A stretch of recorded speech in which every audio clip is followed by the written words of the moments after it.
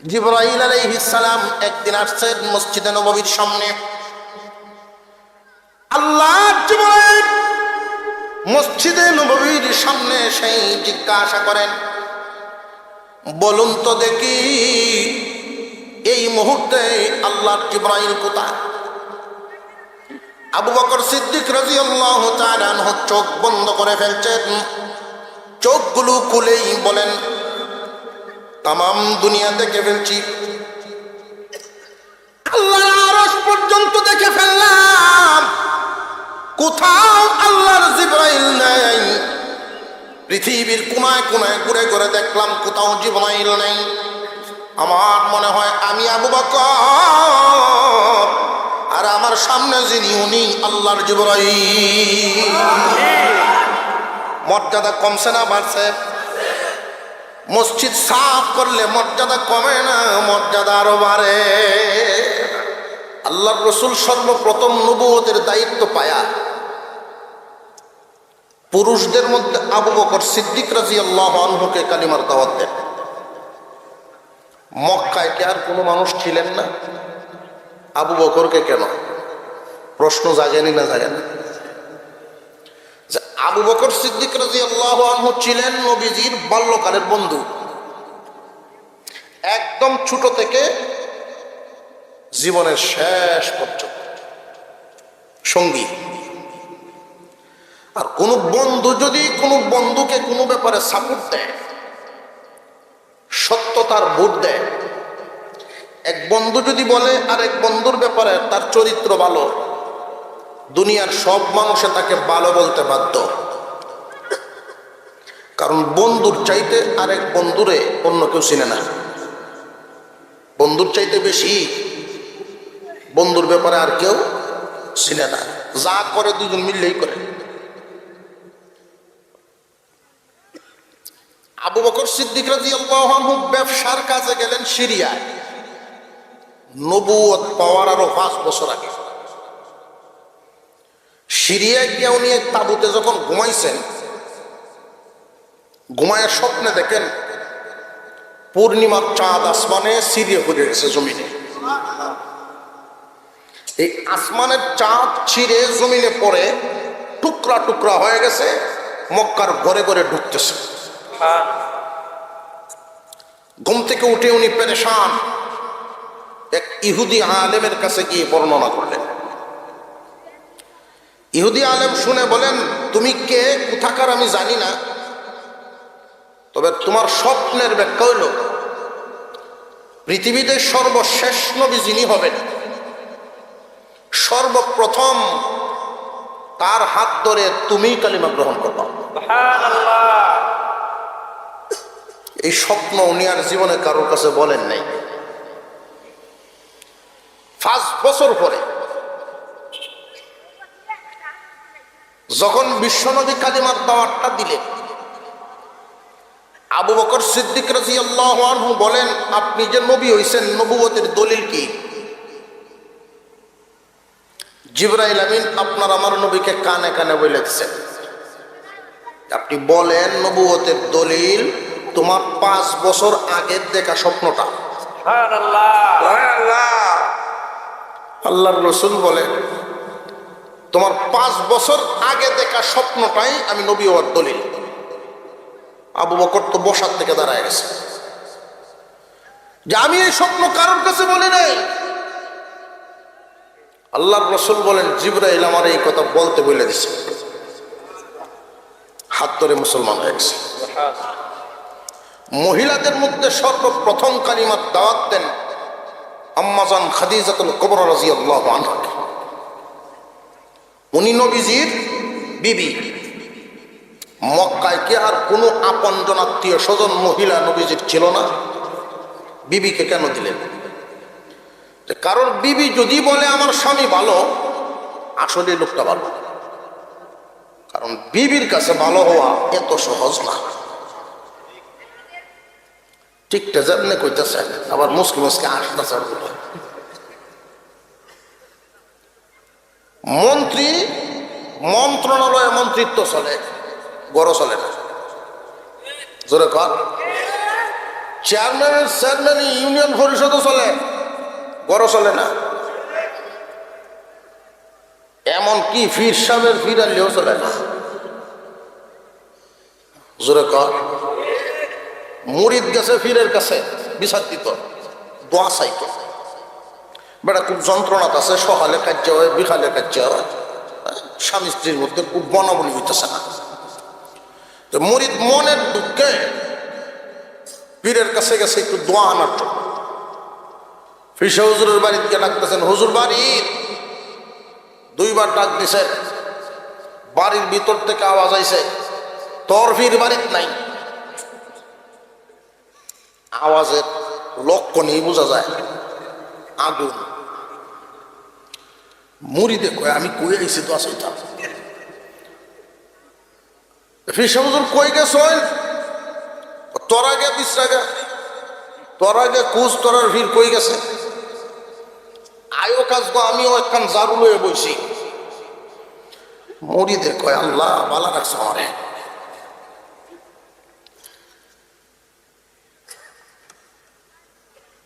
মুড়িদের চিন্তা ভাবনা করতেছে যে এমন আগুন লইয়া আমরা ফিসাবের মতো ব্যক্তি কেমনে জীবনযাপন করতেছে। ফিসাবের কাছে দোয়া চাইতাম না, তবে পরামর্শ দিতাম এমন বেডিরে সারণের লেগে। মুরিদ তো যেমন চিন্তা ভাবনা করতে কোনো অসুবিধা অসুবিধা নেই। দেখি আমি আর এক ভাবে করতাম পারি। আমি একখান কথা কইতাম নি, সাহস করে কই লাইছি। একটা পুকুরে একজন নামলো, সাবা জাল দিয়ে মাছ মারছে সকালে। দুপুরও আরেকজন আইসে জাল লয়ে মাছ মারছে। এবারে কি চোখরা খালি লয়ে যায় না, তো বুঝুই। পরের দিন আরেকজন আইসে, একই পুকুর। আল্লাহর কোরআন এমন একখান গ্রন্থ, সারা জিন্দিগি বার তফসির করলেও এক সূরার তফসির শেষ হবে না।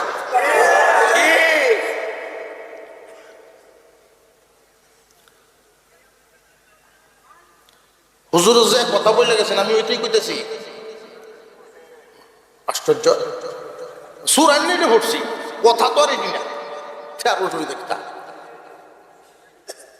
আর যদি কথা এটা নইয়েই যায়, মিস্ত্রি দেখবেন একটা লোহার উপরে একবারই দেয় না, বারবার বারবার বাড়ি দিতেই থাকে, দিতেই থাকে, দিতেই থাকে। কেন? এই লোহাটা যেন ঠিক মতো বসে যায়। দাওয়াতে তাবলীগ 6 নম্বরের বয়ান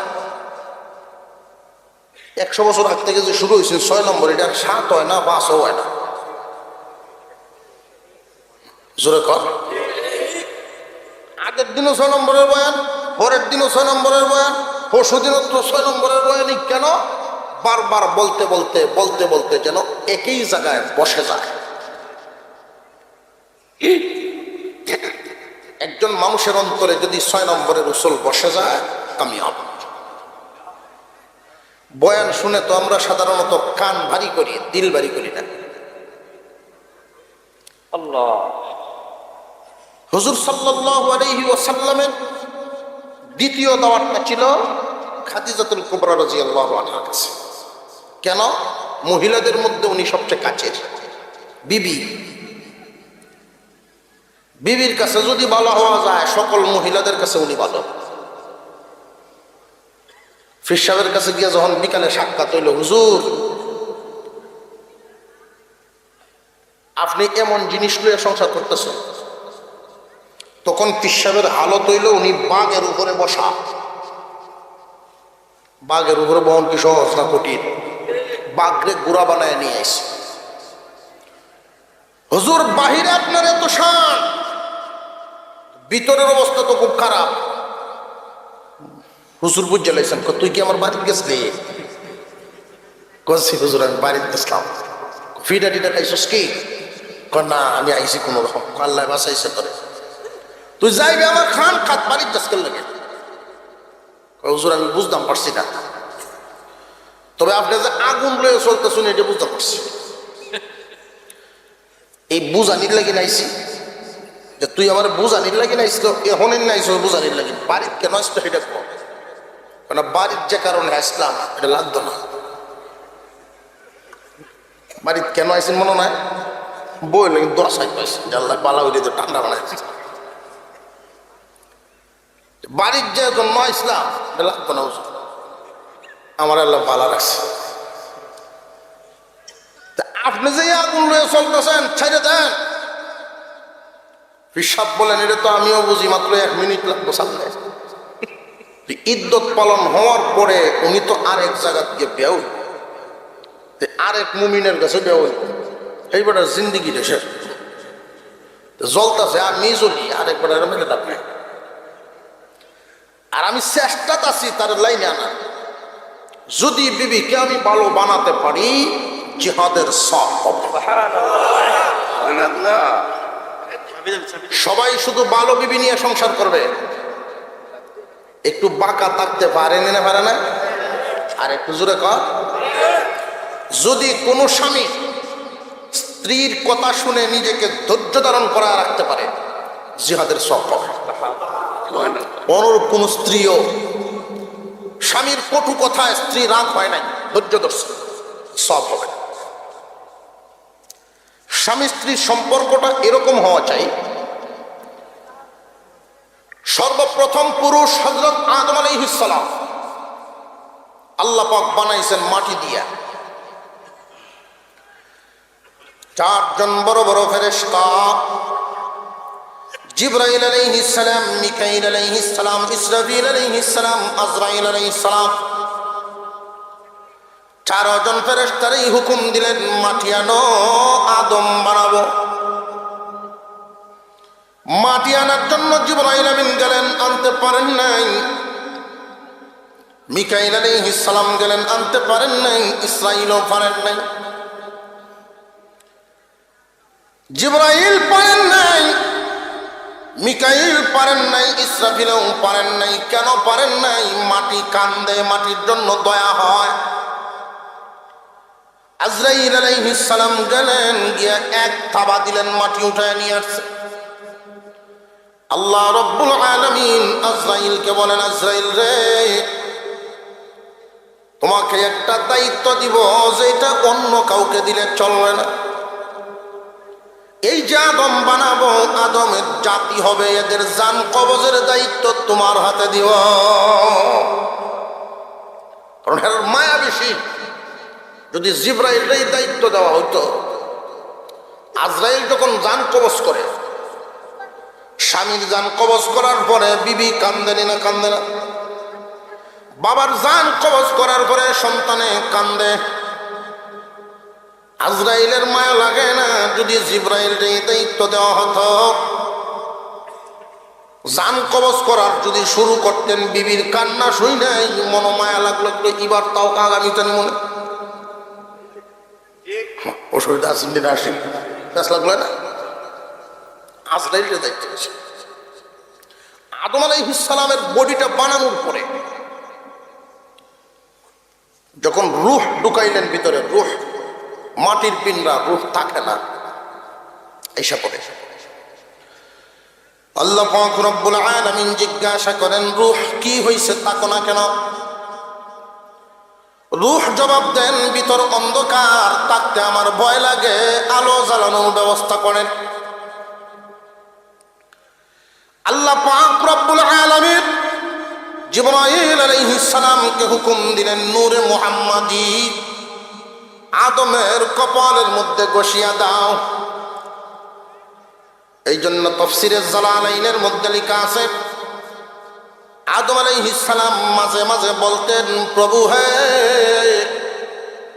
সামিতু আলা ওয়াজহি ইনদার রাসি আস-সাউতু সাউতুন নাশিশ। কে যেন আমার কপালে বসে বসে আল্লাহ আল্লাহ জিকির করে। আমার মাঝে মাঝে মনে হয়, কে যেন গো আমার কপালে বসে বসে আল্লাহ আল্লাহ জিকির করে। আল্লাহ রব্বুল আলামিন বলেন, কেউ বসেন না, আমার হাবিবের নূর ঘষা দেওয়া হয়েছে, এই আসরে তোমার কপালের থেকে জিকিরের আওয়াজ আসে। সুবহানাল্লাহ। আদম আলাইহিস সালামকে বানানো হলো, কমপ্লিট হয়ে গেলেন। জান্নাতের ভিতরে থাকেন, যেখানে ইচ্ছা সেখানে যান, যা ইচ্ছা তা খান। কিন্তু নিঃসঙ্গ নিঃসঙ্গ লাগে, মন মরা একা একা লাগে। খুব ভালো করে বুঝবেন, আল্লাহ পাক রব্বুল আলামিন জিবরাইল আমিনকে জানায় দিলেন, আমার আদম যখন ঘুমায় থাকে, তার বাম পাজর থেকে কানহার খুলবা, তার সঙ্গী বানাবো। তখন কি পৃথিবীর জমিনে মাটির অভাব ছিল নাকি? আদম রে বানাইলেন মাটি দিয়া, হাওয়াকে মাটি দিয়া কেন বানান নাই? প্রশ্ন জাগেনি না জাগে না? মহান আল্লাহ পাক ইচ্ছা করলে সর্বপ্রথম পুরুষকে যেহেতু মাটি থেকে বানাইছেন, সর্বপ্রথম নারীকেও তো মাটি থেকেই বানাতে পারতেন, কিন্তু মাটি থেকে বানান নাই। এক নাম্বার কারণ, আল্লাহর কুদরত প্রকাশ করা যে আল্লাহ পারেন। দুই নাম্বার কারণ হলো, আদম আলাইহিস সালামের বডির এইখান থেকে বাম পাজরের বাঁকা হাত, একদম ছোট হাতটা কুলিয়া হাওয়া আলাইহিস সালামকে বানাইলেন। তাফসীরের কিতাবের মধ্যে উল্লেখ করা হয়, পা থেকে হাড্ডি নেওয়া হয় নাই, মাথা থেকেও নেওয়া হয় নাই। কারণটা কি? যদি পা থেকে হাত নিয়ে হাওয়াকে বানাইতেন, তাহলে পৃথিবীর পুরুষ জাতিরা হামেশাই মহিলাদেরকে পায়ের মধ্যে পিষিয়ে রাখত, পায়ের নিচে পিষে রাখার জন্য চেষ্টা করত। আর যদি মাথার হাড্ডি দিয়া বানাইতেন, তাহলে এমনি তো ডর আইলো, কিছু কয় না, জোরে আওয়াজ দিলে আবার বাড়িতে থাকতো না। এমনি তো বাড়ি ঘর, কেউ যদি জিগায় কি খবর, ভালো আছি, বাড়িউলি কেমন আছে, বুঝলো না আমার কিচ্ছু নাই, বাড়িউলি বাড়ি যা আছে সব তার। জোরে খান। আল্লাহ পাক রব্বুল আলামিন আদমের হাত থেকে বানাইলেন। খুব ভালো করে বুঝেন, এটা কি সব নারী না শুধু হাওয়া আলাইহিস সালাম? শুধু হাওয়া আলাইহিস সালাম। এই যে একজনে কিছু সব সব, এটা অনেকেই মনে করে যে স্বামীর বাম পাজরের হাত দিয়ে স্ত্রীরে বানাইছে, যার সাথে যার জুড়ি, এটা অনেকেই মনে করে, এটা ভুল। সর্বপ্রথম পুরুষের বাম পাজরের হাত থেকে সর্বপ্রথম নারী তৈরি, সব নারী না। সব নারী যদি তো এরকম বেডোহা মানুষ, বেআন্তাজ্জা মানুষও আছে 30টা বের করে,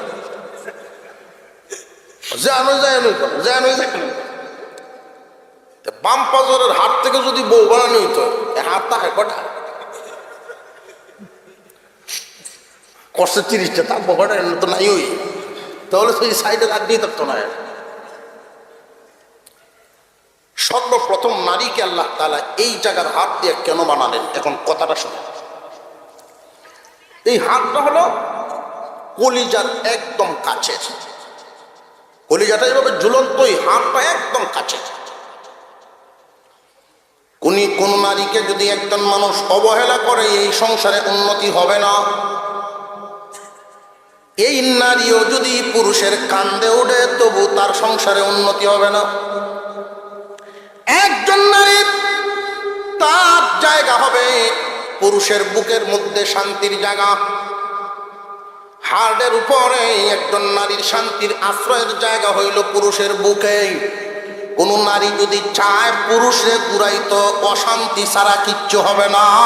কোন পুরুষ যদি চায় নারীকে সব সময় পায়ের নিচে ফেলায় রাখতো, তারও শান্তি হবে না। তথ্যটা মনে থাকবে ইনশাআল্লাহ। হুজুর সাল্লাল্লাহু আলাইহি ওয়াসাল্লাম আবু বকরকে সাহাবী বানালেন। যেই মাত্র উনি সাহাবী হলেন, উনি মক্কার বাজারের বিরাট বড় একজন মহাজন ছিলেন। মহাজন কি সব মানুষ সমান না? কোনো এক বাজারের মধ্যে মহাজন বেশ কম আছে না নাই? হুজুর আকরাম সাল্লাল্লাহু আলাইহি ওয়াসাল্লামের হাত ধরে যখন আবু বকর ইমানদার হলেন, সর্বপ্রথম ইমানদার হয়েই তিনি সময়টারে ভাগ করে নিলেন। আবু বকরের 24টা ঘন্টাকে ভাগ করে নিলেন। নিজের জন্য 12 ঘন্টা, দিনের জন্য 12 ঘন্টা। এই সূরার শান নুজুলটা আপনাদের সামনে বর্ণনা করতেছি। মহান আল্লাহ এই সূরা কেন নাজিল করলেন, কোন অবস্থায় কোন প্রেক্ষিতে নাজিল করেছিলেন? আবু বকর সিদ্দিক রাদিয়াল্লাহু তাআলা আনহুর জিন্দেগীর এই 24টা ঘন্টাকে ভাগ করলেন কয় ভাগে? 12 ঘন্টা নিজের জন্য, ঘুমটাও কিন্তু এই 12-র ভিতরে আছে, খাওয়া গোসল সবকিছু 12-র ভিতরে আছে, দোকানদারিও 12-র ভিতরে আছে। বাকি 12 ঘন্টা দিনের জন্য দেন। ওনার সাথীরা বলে, আবু বকর, আমরা সারাদিন ব্যবসা করি, কিন্তু তুমি দিনের দাওয়াতের কাজে থাকো, তুমি ক্ষতিগ্রস্ত। এই পৃথিবীর জমিনে একজন মানুষ কিন্তু ভালো মন্দ যাচাই বাছাই করতে পারে না। এই বুদ্ধি আমাদের নাই, কে লাভবান কে ক্ষতিগ্রস্ত এটা আমরা ভাগ করতে পারি না।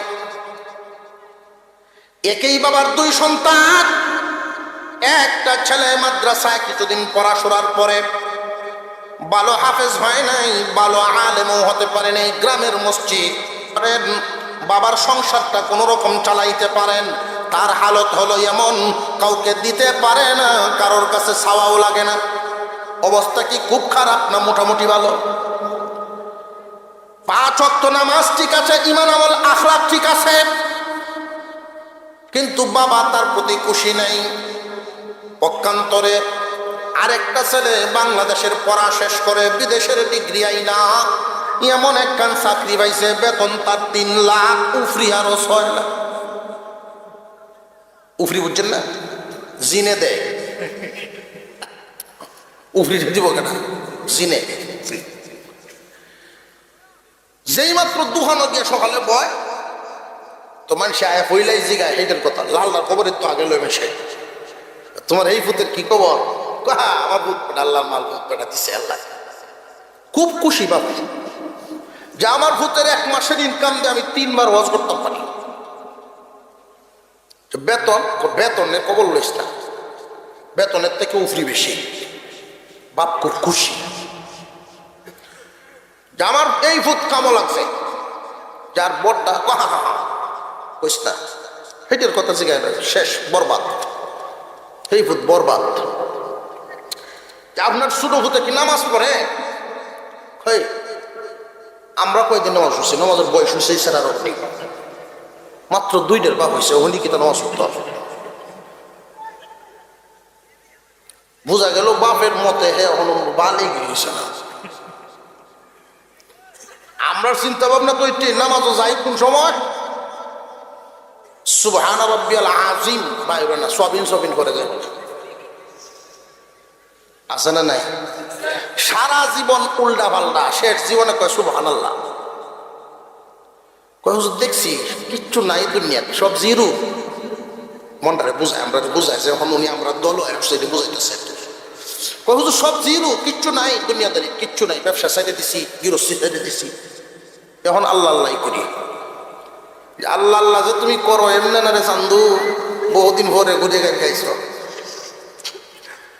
ব্যবসা তো তুমি ছাড়ছো না, ব্যবসায় তোমারে ছাড়ছে।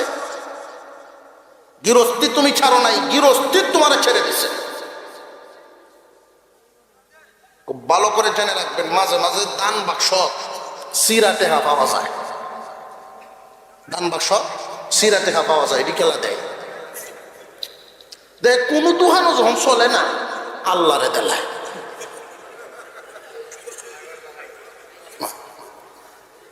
পাবলিক এই জিন্দিগির যে অংশটা কোন জায়গায় চলে না, এইটা আল্লাহরে দেলায়।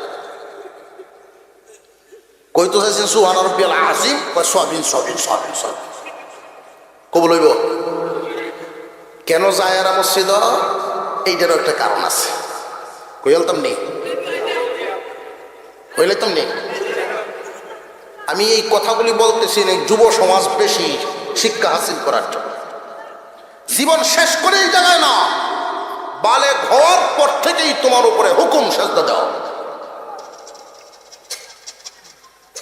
বিবিও কয় আচ্ছা এই যে ক্যাট ক্যাট ক্যাট ক্যাট করো গরো বইয়া, তুমি মসজিদে যেতে পারো না?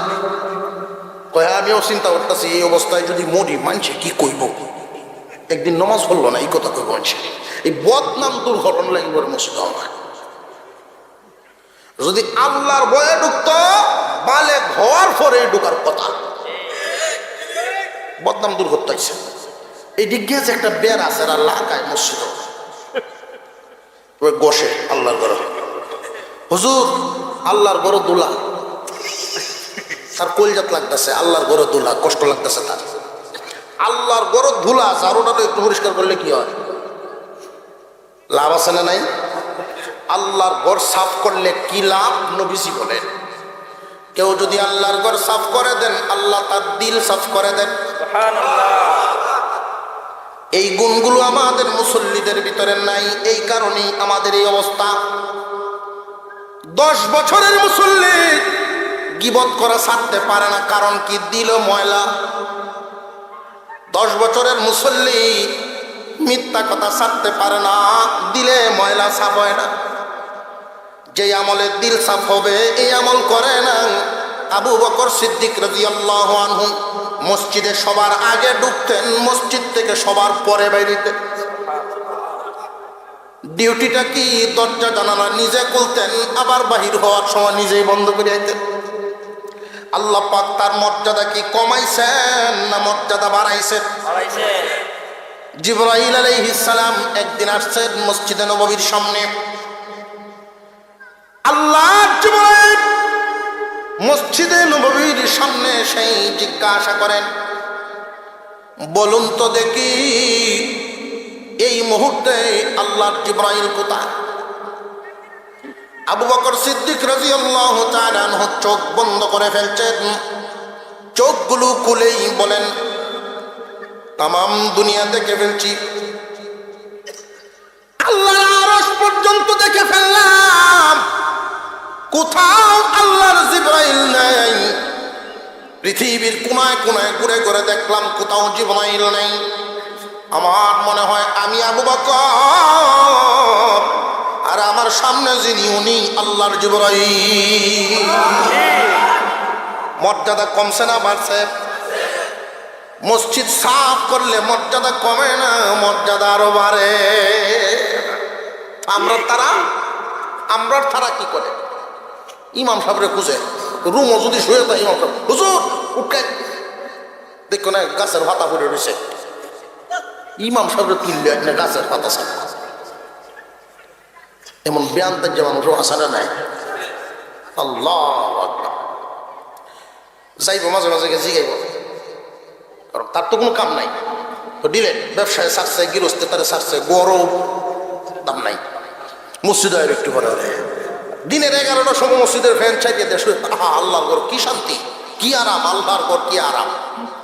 এই ফ্যান আর কারেন্টের বিল তোমার এই আরামের লেগে দিচ্ছে।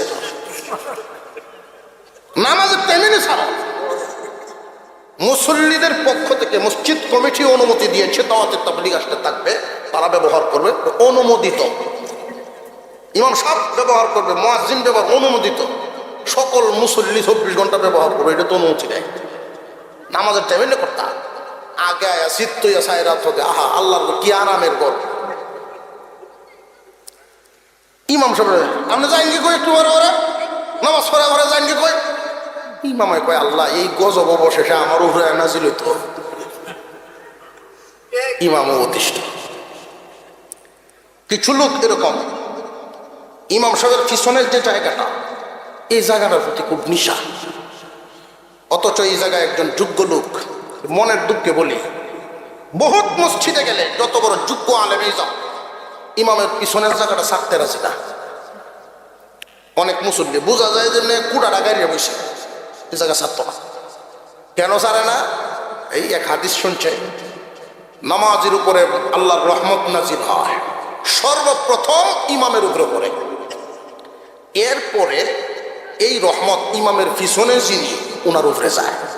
এই জায়গার প্রতি একটা লোভ জাগলো, জীবনটা যে ভাই কাটাইছি এই জায়গাটা দিয়ে নিতাম পারি।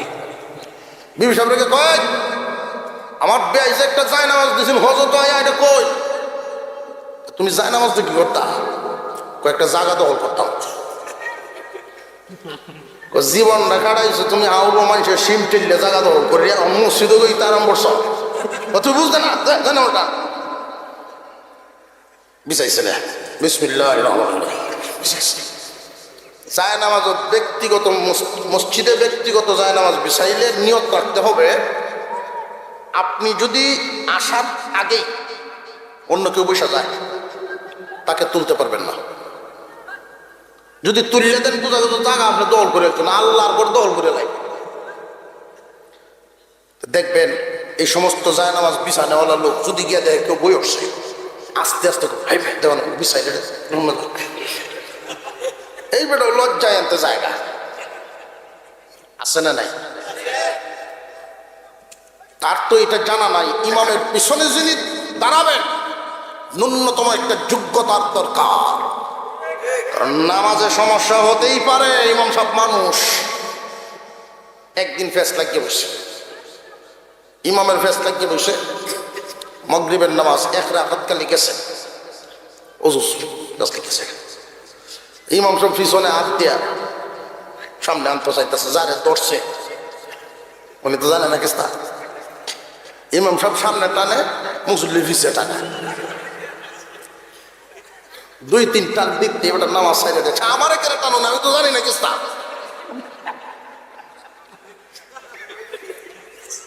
সব মানুষের নিয়ত চালিয়েছে।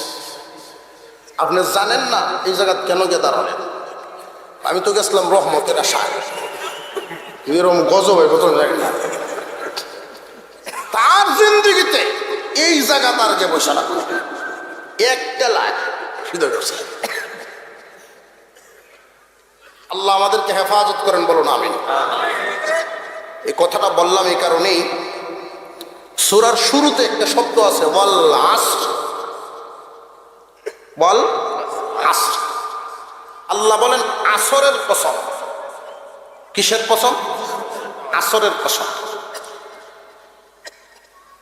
কসম কেন খাইলেন এবং এই শব্দটার কেন খাইলেন? ওয়াল আসরি ইন্নাল ইনসানা লাফি খুসর ইল্লাল্লাযীনা আমানু ওয়া আমিলুস সালিহাতি ওয়া তাওয়াসাউ বিল হাক্কি ওয়া তাওয়াসাউ বিস সাবর। আল্লাহ পাক বলেন ওয়াল আসর, আসরের কসম। আসর একটা সময়, মহান আল্লাহ পাক পৃথিবীতে বহুত কিছু থাকার পরেও এই জায়গার মধ্যে সময়ের কসম কেন খাইলেন? এই পৃথিবীতে একজন মানুষের কাছে সময়ের অনেক দাম। দিনদার বলেন দুনিয়াদার বলেন, সময়ের অনেক দাম। সময়টাকে যেই মানুষটা দাম দিবে সেই দামি হবে। যে সময়কে দাম দেয় না সে নিজেও দামি হতে পারে না। একজন ব্যবসায়ী যদি সময়ের দাম দেয়, বাজারের সব মানুষ আসার আগে সে দোকান খুলে, বাজার থেকে সব মানুষ বিদায় হয়ে যাওয়ার পরে সে তার দোকান বন্ধ করে। দুনিয়ার জিন্দেগিতে ব্যবসায় সময় বেশি দেওয়ার কারণে সফল ব্যবসায়ী হবে। একজন ছাত্র জীবনে অন্যদের মতো এইভাবে সময় নষ্ট করে না, সময়টারে সে কাজে লাগায়। বাবারা যে লক্ষ্য করে দেখবেন, আপনারা অনেক যুবক বাবা এখানে আসছেন, সময়কে এখন থেকেই কাজে লাগাবেন। দিনী লাইনেই বলেন দুনিয়ার লাইনেই বলেন, সময়ের যত কাজে লাগাবেন তত উন্নতি আপনার আসবে। সময়কে যদি কাজে না লাগান উন্নতি আসবে না। একজন ছাত্র যদি সময়কে কাজে লাগায় তার কাঙ্ক্ষিত লক্ষ্যে পৌঁছা বড় সহজ হয়ে যায়, পৌঁছা বড় সহজ হয়ে যায়। একজন গৃহস্থ মানুষ যদি সময় অন্যদের তুলনায় হাওরে বেশি দেয় তাহলে অন্যদের তুলনায় লাভ কম না বেশি? এই সময় এমন একটা গুরুত্বপূর্ণ বস্তুর নাম। একজন দিনদার যদি সময় বেশি দেন তার ইজ্জত আল্লাহ তত বাড়ায় দেন। দুনিয়াদার সময় যদি দুনিয়ার লাইনে বেশি দেয় দুনিয়াতে সে বড় হয়ে যায়। সময় এমন একটা গুরুত্বপূর্ণ বস্তু, কিন্তু আজকাল এই সময়ের গুরুত্ব আমাদের কাছে নাই। সময়ের গুরুত্ব নাই, এই কারণেই চায়ের দোকানে বৈশা সময় কাটায় 5 ঘন্টা, আল্লাহর ঘরে মসজিদে গিয়ে দেয় না 5 মিনিট। সময় বান্দায় কাটায় তো ঠিক, কিন্তু ভালো জায়গায় কাটায় না। এই ওয়াল আসরি, আসরের কসম। সময় বুঝাইতে গিয়ে 24 ঘন্টার ভিতরে আরো সময় আছে না নাই আসর ছাড়া? আরো সময় আছে আসর ছাড়া। এরপরেও মহান আল্লাহ পাক অন্য কোন সময়ের কসম না খায়া আসরের সময়ের কসমটা কেন খাইলেন? কারণ হলো বান্দারে 24 ঘন্টার ভিতরে আসরের সময়টা মানুষের জিন্দেগির সাথে মিল আছে। মানব জীবন আর এই আসরের সময় এমন একটা মিল খুব ভালো করে দেখবেন। 24 ঘন্টার ভিতরে আসরের 5 ওয়াক্ত নামাজের মধ্যে আসরের সময়টা মানুষের জন্য বেশি পেরেশানির সময়। একজন গৃহস্থ এই টাইমে গরুগুলো বাড়িতে আনা লাগে, দোয়া দেওয়া লাগে, আবার বাজারে যাওয়ার জন্য প্রস্তুতি নেওয়া লাগে। একজন মহিলা উঠান বাড়ি ঝাড়ু দেয়, কাপড় চোপড় করে নেয়, রান্না বান্নার প্রস্তুতি নেয়। এই টাইমটা সুস্থ না ব্যস্ত? ইয়ং জেনারেশন যারা আছেন এই টাইমটা বল এবং ব্যাট লয়ে দৌড়ে, বল ব্যাট লয়ে দৌড়াদৌড়ি আছেন, এরাও ব্যস্ত। একজন ব্যবসায়ী সারাদিনে যেই পরিমাণ কাস্টমার হয় এই টাইমে এর চাইতে বেশি পায়। একজন মানুষ 5 ওয়াক্ত নামাজের মধ্যে আসরের নামাজটা তার জন্য বেশি পেরেশানির নামাজ। আসরের টাইমটা দৌড় দিয়ে চলে যায়, তার খবর থাকে না, কাজে ব্যস্ত বেশি থাকে। বাজারের ভিতরে ঢুকে গেলে কোন দিক দিয়ে আসরের টাইমটা চলে যায়, আসরের টাইমটা কোন দিক দিয়ে চলে যায় কার খবর থাকে না। ঠিক তেমনি ভাবে মানুষরে তোমার জিন্দিগিতে আসরের টাইমের সাথে মিল আছে। এমন একটা সময় ছিল তোমার, তুমি ছিলে শিশু, এরপরে তুমি হয়ে গেলে কিশোর। চেহারাটা অনেক সুন্দর, এই সুন্দর চেহারাওয়ালা মানুষটা তোমার চেহারার মধ্যে কোনো দাড়ি মোছ ছিল না, ক্লিন ছিল। এমন অবস্থা আমাদের প্রত্যেকের ছিল না, ছিল না? কিছুদিন যাওয়ার পরে আয়নার সামনে দাঁড়াইলা, এই চেহারাটা আবার পশম দাড়ি দিয়া ভরে গেল, কাঁচা কাঁচা দাড়ি। এই কাঁচা দাড়িওয়ালা চেহারাটা নিয়ে কয়েক বছর পরে যখন আয়নার সামনে দাঁড়াইলা, কে চুল দাড়িগুলো পাকায়া দিল? এই যে জীবনটা কোন দিকে কাটায়া দিলা, কোন দিক দিয়ে চলে গেল তোমার কিন্তু খবর নাই। আইসক্রিম হাতে থাকে, বাতাসে আস্তে আস্তে ফুটা ফুটা করে গলে যায়। মানুষরে তোমার জিন্দিগিটাও এইভাবে চলিয়া যাইব, খবর থাকবে না। আসরের নামাজের মতো আসরের টাইমটা যেইভাবে দৌড় দিয়া মাগরিবের কাছে চলে যায়, সন্ধ্যা বানায়া দেয়, ঠিক তেমনি ভাবে তোমার জিন্দিগিটাও দৌড় দিয়া কবর পর্যন্ত পৌঁছায়া দিবে। ব্যস্ততার ভিতর দিয়ে তোমারে ফলায়া দিবে, খবর থাকবে না। মহান আল্লাহ পাক মানুষের জিন্দিগির গুরুত্ব বুঝাইতে গিয়া কসম খাইলেন, ওয়াল আসর, আসরের সময়ের কসম। ইন্নাল ইনসানা লাফি খুসর, সমস্ত মানুষ ক্ষতির মধ্যে আছে, খবরই নেই। একজন মানুষ সফল আর বিফল, কে ক্ষতিগ্রস্ত, কে লাভবান? ওই যে একজন বাবার কথা বলছিলাম, বাবার মনে মনে যেই ছেলের 9 লাখ টাকা মাসে ইনকাম করে সে হইল সফল, যে ইনকাম কম করে সে হইল বিফল। কিন্তু আল্লাহর নজরে এই যেই নামাজ, যে 5 ওয়াক্ত নামাজি দিনদার, ইনকাম কম, আল্লাহর নজরে সে হইল সফল। আর ইনকাম বেশি হওয়ার কারণে ওই লোকটা পয়সার টেলায় নামাজ লাগে না, বেপরোয়া জীবনযাপন, কয়েক হাজার টাকার সিগারেট খাইতে পারে, কিন্তু ওই মানুষটা দুনিয়ার মানুষের কাছে দামি হতে পারে, আল্লাহর কাছে দামি না। কথা বুঝে আসতেছে মুসলমান? আল্লাহ পাক রব্বুল আলামিন যে কসমটা খাইলেন, কসম কেন খায় মানুষে? কসম খায়া যেই কথাটা বলে, কসম খাইয়া যেই কথা বলে, এই কথার ওজন বাড়ানো হইল উদ্দেশ্য। কথার ওজন বাড়ানো, কথার ওজন বাড়ানো উদ্দেশ্য নিয়ে যেই জিনিসের কসম খায়, যে কোনো বস্তুর কসম খাও, কোনোদিন কম দামা বস্তুর কসম কেউ খায় না, দামি বস্তুর কসমেই প্রত্যেকে খায়। আল্লাহ কি কম দামা বস্তুর কসম খাইবে? আল্লাহ তো দামি বস্তুর কসম খাইছেন। সময়, সময় কি কম দাম না বেশি দাম না? জীবনে শুনছেন কেউ জুতার কসম খাইছে? চুলের কসম খাইছে? খেরের কসম খাইল মানুষ, মসজিদের কসম খায়, কোরআন শরীফ লই খায়, সন্তানাদির কসম খায়, আছে না নাই? কেউ যদি ব্যবসায়ী হয় গদ্দিত বইয়া আমার এই গদ্দিটার কসম খায়। যার কাছে যেটা দামি ওই দামি বস্তুর কসম খায়। আল্লাহ যে সময়ের কসম খাইলেন, আল্লাহর কাছে সময় বড় দামি। এই সময়ের গুরুত্ব বুঝাইতে গিয়া যে হাদিস আমি খুতবায় পড়ছি এই সূরার সাথে, এই হাদিস কান আপনাদেরকে একটু বুঝাই। আল্লাহর নবী বলেন, قال النبي صلى الله عليه وسلم اغتنم خمسا قبل خمس شبابك قبل هرمك صحتك قبل سقمك وغناك قبل فقرك فراغك قبل شغلك وحياتك قبل موتك। আল্লাহর নবী বলেন, আল্লাহর দেওয়া 5টা নিয়ামত আছে তোমাদের কাছে। এই 5টা জিনিসের মোকাবেলায় আবার 5টা জিনিস আসবে। সকালের মোকাবেলায় সন্ধ্যা আছে না নাই, ভালোর মোকাবেলায় মন্দ আছে না নাই, সুখের মোকাবেলায় দুঃখ আছে না নাই, সবকিছুই আল্লাহ জোড়া জোড়ায় তৈরি করেছেন।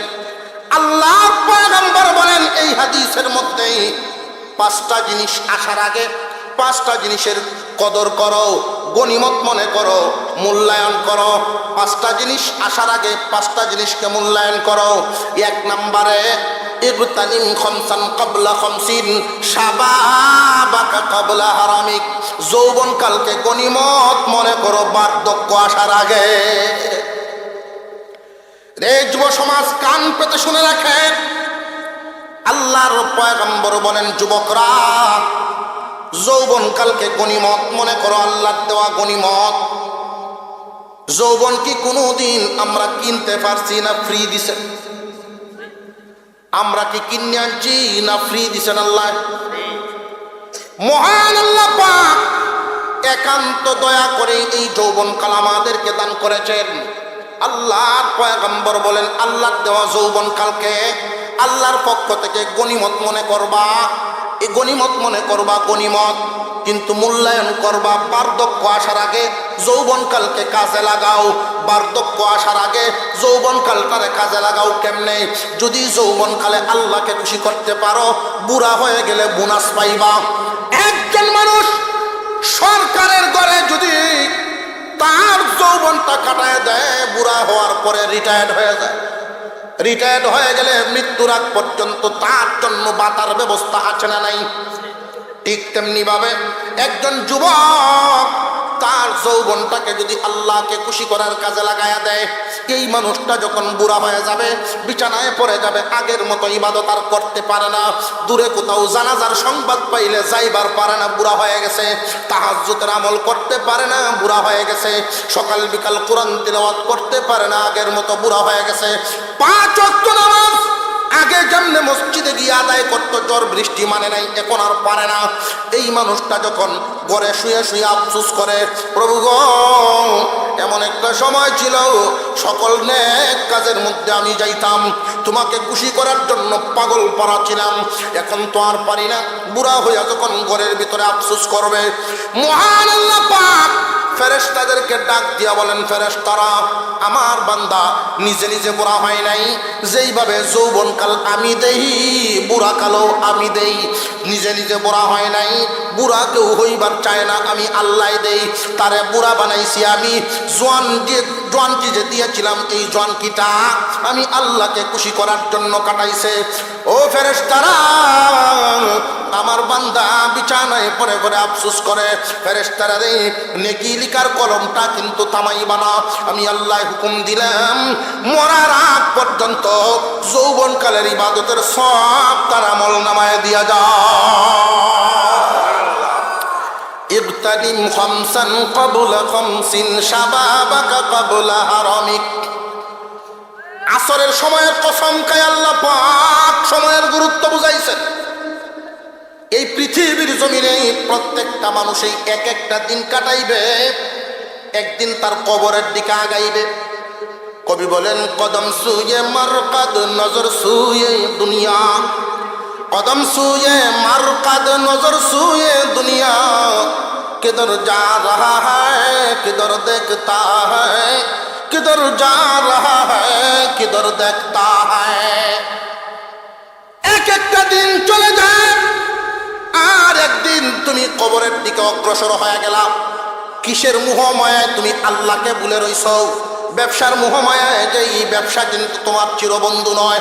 প্রত্যেক দিন ব্যবসার গদিটা আমাকে আপনাকে ডেকে ডেকে বলে, রে দুনিয়ার মানুষ, আমাকে তোমার চিরবন্ধু বানায়ও না। তোমার আগেও আমার কাছে আর একজন ছিল, তারে বাদ দিয়ে তোমারে বসাইছি। যতদিন ভালো লাগবে ততদিন রাখবো, এরপরে তোমারে আমি আউট করি আর একজন রে আনবো। জমির উপরে আপনি হাল চাষ করেন, এই জমিন থেকে আওয়াজ আসতে থাকে, তোমার আগের মালিক কই, তোমার আগের মালিক কই। তোমার আগেও অনেকজন মালিক গুজর হয়ে গেছে, আজকে তুমি নতুন আইছো। কয়েকদিন হাল বাও, তুমি কিন্তু আমারে চিরবন্ধু বানাই বানাও।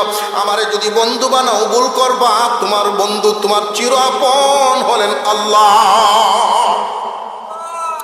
মুসলমান ভাইরা আমার, আমরা তো ভাই এই সময়টারে কাজে লাগাই না, যৌবনকালরে কাজে লাগাই না। কাজে লাগাই কোন সময়? কাজ করবার সময় চলে যায় যেই সময়। রুকুকে আর রুকু দিতে পারি না, সেজদাকে আর সেজদা দিতে পারি না। খুব ভালো করে বুঝবেন, একজন মানুষ ক্ষতিগ্রস্ত হয়ে যায়। আল্লাহ পাক সময়ের কসম খায়া বলেন, মানব জাতি সব বিফল, মানব জাতি সব ক্ষতিগ্রস্ত। আবু বকর সিদ্দিক রাদিয়াল্লাহু আনহুর কথা বলছিলাম, মনে আছে? কয় ঘন্টা দিনের কাজে দিতেন? গোয়া গেছে গিয়া খেলা খেলা গুমা আব্দুলের দেহে আমরা খাবো কইতেছ।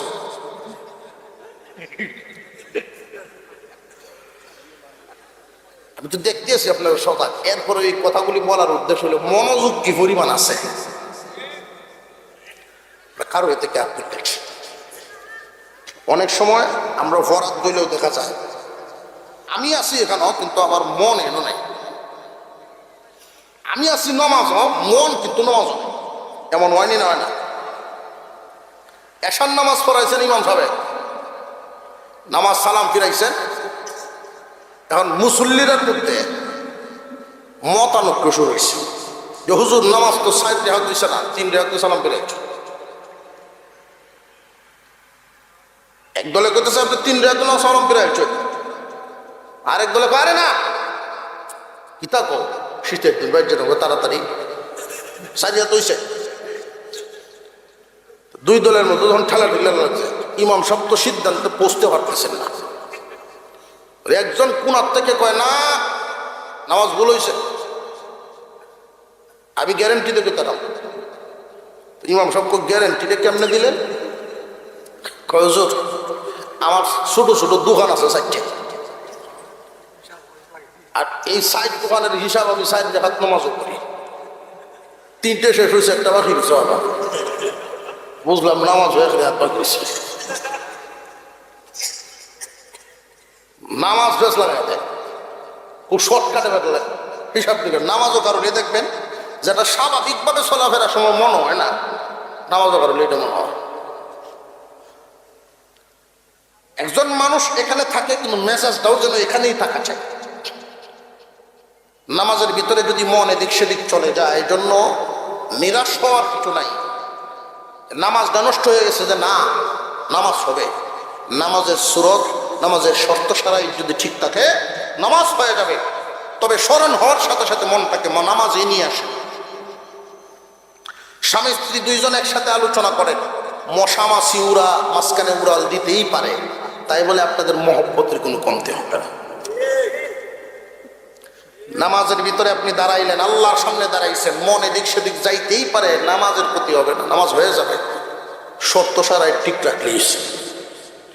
মুসলমান যুবক, আল্লাহর রসুল বলছেন, যৌবন কালরে গনিমত মনে করো, বার্ধক্য আসার। গনিমত মনে করা কেমনে? পাপাচার ছাড়িয়া দিয়া, নিষিদ্ধ কাজ ছেড়ে দিয়া। আজকে যুবকরা এই যুব সমাজকে অন্ধকারে ঠেলে দিচ্ছে ফেসবুক, ইন্টারনেট, মিডিয়া। যেই পরিমাণ সময় মোবাইলের পিছনে দেয়, এই পরিমাণ সময় যদি দুনিয়ার অন্য কোনো লাইনে দিত, প্রত্যেকটা ছেলে অনেক উপরে স্থান করে নিতে পারত। আমার শঙ্কা হয়, আমার ভয় হয় আমাদের আগামী প্রজন্মের ব্যাপারে। আমাদের আগামী প্রজন্ম, যুব সমাজ যেই পরিমাণ সময় মোবাইলের পিছনে দিচ্ছে, আহমদ শফী সাহেব রহমতুল্লাহ আলাইহি তিনি বলেছিলেন বাংলাদেশকে একটা বিপদের দিকে ঠেলে দেওয়া হচ্ছে। এই ফেসবুক ইন্টারনেট বাংলাদেশের যুবকদের মেধা শূন্য করে ফেলবে, মেধা শূন্য করে ফেলবে, এদের মস্তিষ্ক শূন্য করে ফেলবে। দেশ চালানোর মতো যোগ্য লোক পর্যন্ত পাওয়া যাবে না।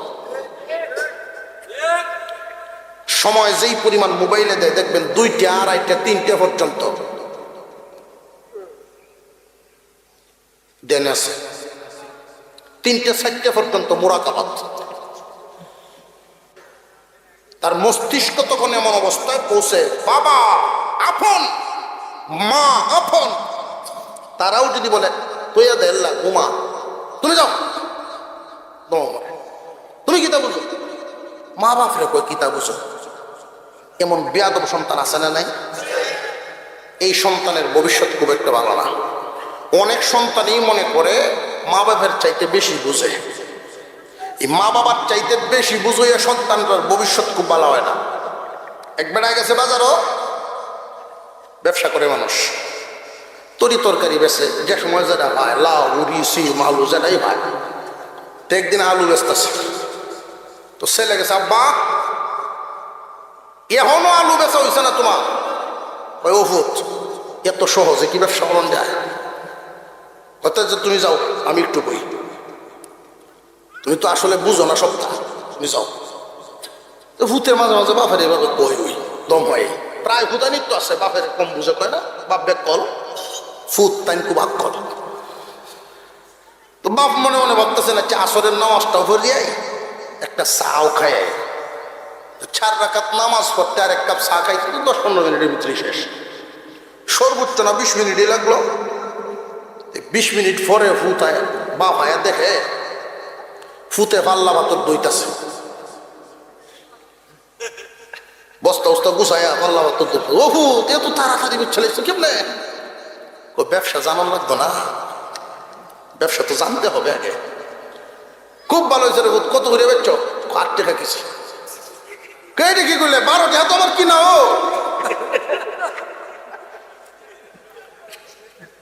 12 তো আমার কিনা, একটু 8 টাকা চলেছে। এত দাম চাইলাম, এটা নিব? বাপে কতক্ষণ আফসোস করছে, আরে তুই বেশি বুঝে বুঝে এই কামটা করছস, তুই আমার চাইতে বেশি বুঝো যে এই কাম বুঝি করছস। আফসোস উফসুস করে যাচ্ছে, যা বেচছস দে, দে পয়সা দে, টাকা করতো ওই যে তুই যা বেচছস এটাই দে। আরে আমি তো মাফিয়ে দেই পারি না, টেহা লই কোন সময়?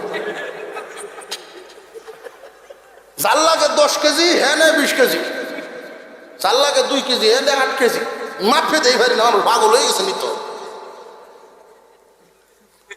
দুনিয়া এত সহজ নয়। কোন সন্তান যদি পিতামাতার একটু আঘাত দেয়, উন্নতি লাভ করতে পারে। আবু বকর সিদ্দিক রাদিয়াল্লাহু আনহু সফল হইলেন, তিনি বিফল নয়, সফল। 12 ঘন্টা দিনের রাস্তায়, 12 ঘন্টা দুনিয়ার রাস্তায়। অন্যান্য বাজারের অন্যান্য ব্যবসায়ীরা ওনারে বিফল বলে, আবু বকর ক্ষতিগ্রস্ত হয়ে গেছে, তুমি ক্ষতিগ্রস্ত, আমরা লাভবান, তুমি ক্ষতিগ্রস্ত। আর কিছুদিন পরে উনি সময়টা আরো বাড়াইছেন, পরিবর্তন করে ফেলছেন, রুটিনের মধ্যে পরিবর্তন করছেন। কি পরিবর্তন? দিনের রাস্তায় বাড়াইছেন, নিজের জন্য কমাইছেন। সুবহানাল্লাহ। আমরার অবস্থা হইল, সুবিধা হইলে আছি, অসুবিধা হইলে নাই। 5 ওয়াক্ত নামাজ পড়ি ঠিক, কিন্তু দাওয়াত লাগলে এরকম নেই, দান খাটা লাগলে নেই। আছে না নাই? আমি একবার লজিং থাকি এক জায়গা, কিছুক্ষণ চলতো না তো ওই যেত, চলতো আর কিছুক্ষণ। লজিং থাকি রাত্রে বাজে 11:30। তো শোনা যায় একবেটা অগ্রহায়ণ মাস শেষের দিকে কত ক্ষমতা চালা করতেছে। আচ্ছা, একবার গেল, দ্বিতীয়বার আবার কিন্তু একটু বড় বড় কাজ কামাতে চলে গেল। টাইম পাইস সাজি কিতাব নামাজ পড়তা শোন, কহ নামাজ পড়তেছেন তো ভালো, একটু পর ওর কাজ কমাতে চলে কি তা তুমি হুন্নে রাইছ এই যে ফজর ভরে ভাই ইসলাম সারা দিন আওরত কামলার খেত কাটতেছে তাহলে থই আইলে কাম চুরি করে এর লেগে আমার একটু নামাজ না পড়েই করলাম কামরা তো ঠিক রইল সারা দিনের কাজ কামাতে চলে সব একখান করছে জোহর আসর মাগরিব আর এশা সাইডটা এক কাটা করিয়া দেওয়া লাগছে এক করে আমরা অবস্থা হলো এই দুনিয়াকে প্রাধান্য কি প্রাধান্য দিই দিন রে প্রাধান্য কম দেই দিনের গুরুত্ব কম দুনিয়ার গুরুত্ব বেশি আর দুনিয়ার গুরুত্ব বেশি দিয়া যদি টিনের ঘর পাল্টাইয়া পাকা বিল্ডিং করতারি আমি সফল এলো আমরা হিসাব আমার ছেলেটা আগে কামাই তো 20,000 এখন কামায় 50,000 আমি সফল সে সফল এরকম চিন্তা ভাবনা আগে আছেন মেম্বারই এখন হচ্ছে চেয়ারম্যান এই হলো সফল অর্থাৎ দুনিয়ার লাইনে উন্নতিটাই আমরা সফলতার মাপকাঠি মনে করি চাবিকাঠি মনে করি তো সাহাবায়ে কেরাম তারা দিনের লাইনে বেশি দিতে পারলে সফলতা মনে করতেন আর ওইটাই সঠিক আবু বকর আগের দিনের 12 ঘন্টাকে এখন 16 ঘন্টা বানাইছেন নিজের জন্য যেই রাখছিলেন 12 ঘন্টা এটা 8 ঘন্টায় আনছেন সামান্য ঘুমান সামান্য সময় গিয়া দোকানে সময় দেন বাকি সব টাইম দিনের জন্য ইসলাম নামক গাছের গোড়ায় আবু বকর সিদ্দিকের মতো এত পানি কেউ ঢালতে পারে নাই এই জন্য আপনার আমার নবী বলেন দুনিয়ার মানুষ সবার বদলা আমি মুহাম্মদ দিতে পারছি আবু বকরের বদলা আমি দিতে পারিনি আবু বকর সিদ্দিক তো এমন এক মানুষ জীবনের সব কিছু ইসলামের জন্য দিয়ে দিল 16 ঘন্টা সময় দিনের জন্য দেন নিজে দিনদার হইছেন সন্তুষ্ট না আরেকজনকে দিনদার বানাইতে দাওয়াতের কাজ করেন মানুষের পিছনে মেহনত করেন আরেকজন দিনদার বানান আরেকজন দিনদার বানান এইভাবে সময় দেওয়া শুরু হয়ে গেল পাশের দোকানদারেরা আবু বকরকে ক্ষতিগ্রস্ত বলে আবু বকর তুমি ক্ষতিগ্রস্ত মুহাম্মাদের পিছনে গিয়া ইসলাম গ্রহণ করিয়া দিনের লাইনে সময় দিয়া ক্ষতিগ্রস্ত দেখো আমরা ব্যবসা বাণিজ্য করিয়া আগের চাইতে অনেক উন্নত এইভাবে দিন যাইতে যাইতে ব্যবসাটা ওনার বিক্রি করার সময় হয়ে গেল ব্যবসা উনি বিক্রি করে দিলেন যেই পরিমাণ টাকা পাইলেন নতুন মুসলমানদেরকে দান করা শুরু করলেন এরপরেও যেই টাকাগুলি ছিল হযরত আবু বকর সিদ্দিক রাদিয়াল্লাহু তাআলা আনহু বেলালকে গিয়ে খরিদ করলেন চড়া দামে বেলালকে কিনে উনি আজাদ করে দিয়েছেন হযরত বেলাল এক জালিমের গোলাম আল্লাহর নামটা জোরে জোরে উচ্চারণ করে এই কারণে ওনারে মারে আবু বকর গিয়ে পরামর্শ দিয়েছিলেন বেলাল আমরা তো এমন এক আল্লাহর উপরে ঈমান এনেছি যাকে আস্তে ডাকলেও শুনেন জোরে ডাকলেও শুনেন জোরে কর শুনেননি না শুনেন না বেলাল রে আস্তে আস্তে ডাইকো পিটার থেকে তো বাস্তার বা রাস্তা দিয়ে যখন ফিরত আসেন দেখেন বেলালকে মারতে মারতে কালো শরীর রক্ত দিয়ে লাল হয়েছে উত্তপ্ত বালুর মধ্যে শুয়ে রাখছে বুকের উপর পাথর দিয়ে রাখছে যেন বডিটা নড়াচড়া করতে না পারে এরপরেও জুড়ে জুড়ে আল্লাহর নাম নেই আবু বকর আসছেন বেলাল রে আমি না বলছিলাম আস্তে আস্তে নাম নেওয়ার জন্য বেলাল রাদিয়াল্লাহু তাআলা আনহু বলেন ভাই আবু বকর আল্লাহর নাম আস্তে আস্তে নিলে আমি মনে শান্তি পাই না যে তুমি যে জুড়ে নেও ওরা যে তোমার মারে তুমি কি ব্যথা পাও না এ ভাই আবু বকর ওরা মারে আমার বডিতে আল্লাহ শান্তি দেন আমার অন্তরে সুবহানাল্লাহ শান্তির সম্পর্ক কি বডির সাথে না মনের সাথে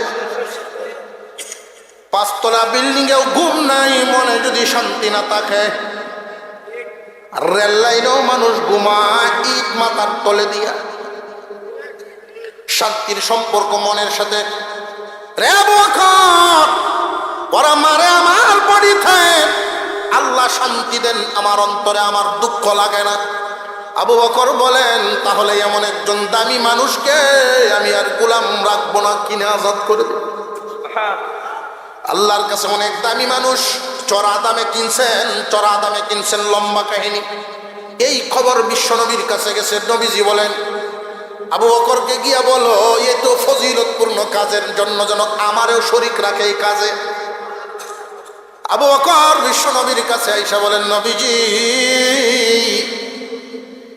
আমার দোকান বেচার যত টাকা ছিল সব দিয়া বেলালকে কিনে আমি আজাদ করে দিচ্ছি। এখন কি আর আবু বকরের কিছু আছে নাকি? এই তো আবু বকরকে তারা বলতে লাগলো, আবু বকর ক্ষতিগ্রস্ত, আমরা হইলাম লাভবান। আবু বকর ক্ষতিগ্রস্ত মুহাম্মাদের সাথী হইয়া, আর আমরা হইলাম লাভবান, আমরা সফল। এই দুনিয়াদারিতে কেউ যদি বড় হয়, এই মানুষ কি সফল হতে পারবে নাকি? শুধু দুনিয়া দিয়া কি সফলতার চাবিকাঠি মাপকাঠি করা যাবে নাকি? আল্লাহ পাক রব্বুল আলামিনের পয়গম্বরের কাছে আবু বকর বাজার থেকে এই কথা শুনতে শুনতে ওনার কান বাড়ি হয়ে গেছে। বিশ্ব নবীর কাছে আসলেন, নবীজিকে আয়েশা বললেন, ইয়া রাসূলুল্লাহ, আমি আবু বকর আপনার কাছে আসার কারণে, আরো ভাই সবের আপনার কাছে আসার কারণে আমরা কি ক্ষতিগ্রস্ত, ওরা কি লাভবান কিনা, এটার একটা ফয়সালা আপনার কাছ থেকে শুনতে চাই। অগনবীজি, একজন মানুষ খুব ভালো করে বুঝবেন, দুইজন রিক্সাওয়ালা যদি একসাথে রিক্সা নিয়ে বাহির হয়, বাইর হইছে সকাল 10টায়, গড়ে আসলো আবার রাত 10টায়, 12 ঘন্টা ডিউটি করার কারণে জহুর, আসর, মাগরিব, এশা 4 ওয়াক্ত নামাজ আছে না নাই? দুইজন রিক্সাওয়ালা, একজন নামাজি আর একজন বেনামাজি। একজন যদি 4 ওয়াক্ত নামাজ পড়ে 1 ঘন্টার কমপক্ষে দরকার আছে না নাই? এই নামাজি 4 ওয়াক্ত নামাজ পড়ার কারণে 1 ঘন্টা রিক্সা কম চালাইছে, আর আরেকজন বেনামাজি হওয়ার কারণে 1 ঘন্টা রিক্সা বেশি চালাইছে। রাতের বেলায় যখন টাকা হিসাব পড়ে, একজনের 500 আর একজনের 600। 5 ওয়াক্ত 4 ওয়াক্ত নামাজ পড়ার কারণে 100 টাকা রুজি রোজগার কম হয়েছে, 4 ওয়াক্ত নামাজ না পড়ার কারণে 100 রুজি বেশি হয়েছে। এতে করে সে গর্ববোধ করতেছে, এই নামাজি, নামাজে তোরে কি বাদ দিব, দেখ আমি তোর চাইতে সফল, 100 টাকা তোর চাইতে আমি লাভবান। এইরকম বলনেওয়ালা সমাজে অনেক আছে। কেউ যদি চিল্লা লাগায়, 40 দিনের চিল্লায় যায়, আর একজনে তার এই কথা বলতে পারে, 40 দিন চিল্লা লাগানোর কারণে সময়ও গেল, টাকাও গেল, তুমি তো দুনিয়ার কিছু পাইলা না। আর আমি 40 দিন ঢাকা চিটাগাং কাজ কাম করিয়া নিয়ে আসলাম 10,000, তোমার তো দিনও 40,000, 40টা গেল, 5,000 টাকাও গেল, আমি লাভবান, তুমি ক্ষতিগ্রস্ত। এই লোকটা দুনিয়াদার, আসল বুঝে না, এই কারণে এই কথা বলে। দুইজন রিক্সাওয়ালা, বেনামাজি লোকটা নিজের লাভবান মনে করতেছে, অথচ নামাজিটা মুস্কি একখান হাসি দিয়া বলে, ভাই রে, তুই তো শুধু দুনিয়া পাইলে, আর আমি দুটাই পাইলাম। 4 ওয়াক্ত নামাজ পড়ে 100 টাকা কম পাইলাম, 500 তো পাইলাম, কিন্তু তুমি তো শুধু দুনিয়া পাইলা, দিন বলতে কিছুই পাইলা না। আর আমি দিন ঠিক রাইখা দুনিয়া তোমার চাইতে সামান্য কম পাইছি। আমি মনে করি আমি সফল, তুমি সম্পূর্ণ বিফল। আবু বকর সিদ্দিক রাদিয়াল্লাহু তাআলা আনহু বিশ্বনবীর দরবারে গিয়া প্রশ্ন করলেন, নবীজি, আমরা কি সফল না বিফল? আপনার আমার নবী বিশ্বনবী রাহমাতুল লিল আলামিন ওই সময় সাহাবীদেরকে উদ্দেশ্য করে সান্ত্বনামূলক বাণী শোনাইবার নিয়ত করেছেন। এমনি শোনা যায় জিবরাইল আলাইহিস সালামের আসার আওয়াজ। আর একটু জোরে করেন না সুবহানাল্লাহ। আল্লাহর নবী বলেন, এই মুহূর্তে জিবরাইল আসতেছেন, অবশ্যই আল্লাহর পক্ষ থেকে কোনো সমাধান আসবে, আল্লাহর পক্ষ থেকে কোনো বয়ান আসবে। জিবরাইল আমিন আসছেন। জিবরাইল এসে বলেন, ওগো পয়গম্বর, আল্লাহ বলেছেন এদের সান্ত্বনামূলক বাণীটা আপনি দিবেন না, স্বয়ং আল্লাহ দিছেন। সুবহানাল্লাহ। শুধু আবু বকর নয়, আদম থেকে নিয়ে কিয়ামত পর্যন্ত এই যে ওয়াল আসরি, একটা ব্যাখ্যা করলাম ওয়াল আসরের, আসরের অর্থ সময়। আরেকটা ব্যাখ্যা হলো আসর বলে আল্লাহ পাক বুঝাইলেন আদম থেকে নিয়ে কিয়ামত পর্যন্ত পুরাটাই একটা সময়, পুরা সময়টার কসম। আদম থেকে নিয়ে কিয়ামত পর্যন্ত পুরা সময়টার কসম। ওয়াল আসর, তামাম জিন্দেগির কসম। ইন্নাল ইনসানা লাফি খুসর, আদম থেকে নিয়ে কিয়ামত পর্যন্ত সমস্ত জামানার মানুষ আছে, সমস্ত মানুষের ভিতরে সব আছে না নাই? মহান আল্লাহ পাক পরের আয়াতে যেহেতু সমস্ত মানুষের কসম খাইছেন, এই জন্য সমস্ত যুগের সময়ের কসম, সমস্ত যুগের সময়ের কসম। সমস্ত মানুষ ক্ষতিগ্রস্ত, আদম যুগের মানুষ ক্ষতিগ্রস্ত, নূহ পয়গম্বরের যুগের মানুষ ক্ষতিগ্রস্ত, ইব্রাহিম নবীর যুগের মানুষ ক্ষতিগ্রস্ত, মুসা নবীর যুগের মানুষ ক্ষতিগ্রস্ত, ঈসা নবীর যুগের মানুষ ক্ষতিগ্রস্ত, আপনার যুগের মানুষ ক্ষতিগ্রস্ত, কিয়ামত পর্যন্ত সব যুগের মানুষ ক্ষতিগ্রস্ত। কিন্তু তারা নয় যাদের কাছে 4 গুণ থাকবে। 4 গুণওয়ালা মানুষেরা আদম নবীর যুগেও সফল, 4 গুণওয়ালা মানুষেরা নূহ নবীর যুগের মানুষ সফল, 4 গুণওয়ালা মানুষেরা ইব্রাহিম নবীর যুগের মানুষ সফল, 4 গুণওয়ালা মানুষেরা মুসা নবীর যুগের মানুষ সফল, 4 গুণওয়ালারা ঈসা নবীর যুগের ওরা সফল, 4 গুণওয়ালারা আপনার যুগেও সফল, কিয়ামত পর্যন্ত সফল। 4 গুণ থাকবে না, বিল্ডিং থাকলেও সফল হবে না। ব্যাখ্যাটা বুঝে আসতেছে? 4 গুণ। 1 নাম্বার হুজুর বলেছিলেন, 1 নাম্বার কি? ঈমান। 1 নম্বরে ঈমান, 2 নম্বরে আমল। 1 নম্বরে ঈমান, 2 নম্বরে আমল। এই 4টা গুণ বর্ণনা করব, 4টা গুণ বর্ণনা করব, সামনে রাখলাম। হাদিস যে বলছিলাম কয়টা নিয়ামত? 5টা নিয়ামত, 5টা মাল। 5টা বিষয়কে গনিমত মনে করো, 5টা জিনিস সামনে আসা রাখে। 1 নম্বরে যৌবন কালকে গনিমত মনে করো, বৃদ্ধ হওয়ার আগে। ইগতানিম খামসান ক্বাবলা খামসিন শাবাবাকা ক্বাবলা হারামিক। যৌবন কালকে গনিমত মনে করো, বৃদ্ধ হওয়ার আগে। একজন যুবক তার চরিত্রকে যদি সে হেফাজত করতে পারে, আল্লাহ পাক রব্বুল আলামিন তারে পুরস্কার দিবেন 2টা। কোন বুড়া মানুষ যদি বলেন আমি আর চরিত্র খারাপ করতাম না, ওনার গুরুত্ব আর যুবকের এই কথার গুরুত্ব কি সমান না বেশ কম আছে? আর একটু জোরে কর। ঠিক তেমনি ভাবে একজন বুড়া মানুষের সেজদা যুবকের সেজদাও অনেক বেশ কম আছে। এখন যদি কোনো বুড়া মানুষ আমার প্রতি গুসাওয়ান, হুজুর এই যে কি জাতের ওয়াজ শুরু করছে, যে ভাই রাগ হওয়ার কিছুই নাই, এই বয়স আপনিও পারি দিছেন, আপনারটা আপনি নষ্ট করে ফেলছেন, আপনার হাতে কলম ছিল, বেজাগায় আইকা কালি শেষ। এখন তো আর একজনকে দুষতে পারবেন না, আর একজনকে দুষতে পারবেন না। যুবকের যৌবনকালের দাম দিয়েছেন আপনি, আমি নই, আল্লাহ। একজন যুবক যদি এশারের নামাজ পড়ে, তার বিছানায় সে ঘুমায় যায়, উইটা আবার ফজরের নামাজ পড়ে, এই 2 ওয়াক্ত নামাজ পড়ার কারণে পুরা রাত্রিটাই তার ইবাদতের মধ্যে গণ্য হবে। একজন যুবক এশার নামাজ পড়ে ঘুমায় গেল, আবার ফজরের নামাজ পড়লো, পক্ষান্তরে একজন বুড়া মানুষ এশার নামাজ পড়ে তাসবিহ আদায় করলো, নফল পড়লো, কোরআন পড়লো, জিকির আজকার করলো, ফজরের নামাজ পর্যন্ত আল্লাহর ইবাদতে কাটাইলো।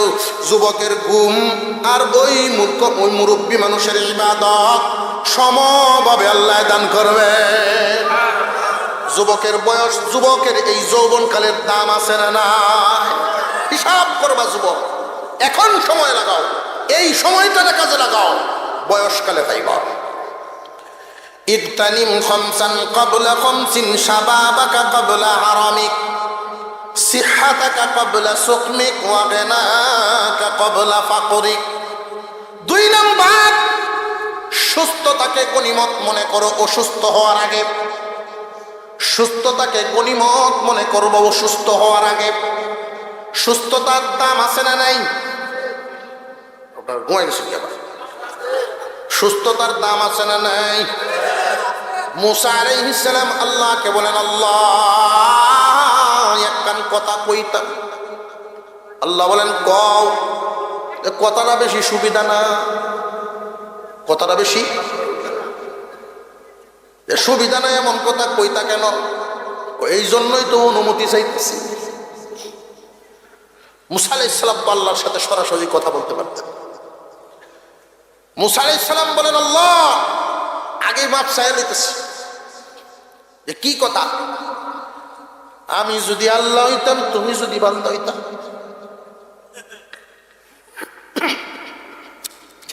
সম্ভব? সম্ভব না তো এটা আমিও জানি। এর লাগে কিন্তু যদি কইছি, এর লাগে ওই যদি কইছি। যদি ওই তো তাহলে তুমি আমার কাছে কি চাইলা? যখন তো আমি চাই তখন তুমি কি তা চাইলা? কও। আল্লাহ বলেন, আমি তোর কাছে সুস্থতা চাইলাম না, আমি তোর কাছে সুস্থতা চাইলাম। মুসা মুসা আলাইহিস সালাম বর্ণনা করেন, এরপরে যত দোয়া করেছি জীবনে কোনোদিন সুস্থতা শব্দটা বাদ দেই নাই। তখন বুঝে ফেলেছি সুস্থতা বড় এক নিয়ামত। সুস্থতা করো কত বড় নিয়ামত, অসুস্থ না হইলে বোঝা যায় না। এই জন্য নবীজি বলেন, 2 নাম্বার 5টা জিনিসকে গনিমত মনে করবা। 5টা জিনিস আসার আগে। 1 নম্বরে যৌবন কালটারে গনিমত মনে করবা বার্ধক্য আসার আগে। 2 নম্বরে সুস্থতাকে গনিমত মনে করবা অসুস্থতা আসার আগে। অসুস্থতা কত বড় আযাব, কত বড় শাস্তি যে হইছে সে জানে। সুস্থতা কত বড় নিয়ামত। হাসপাতালে গেলে বোঝা যায় সুস্থ মানুষের কত দাম। হাসপাতালে গেলে বোঝা যায় সুস্থ মানুষের কদর কত। 2 দিন থাকলে সুস্থ মানুষটা অসুস্থ হয়ে যায়।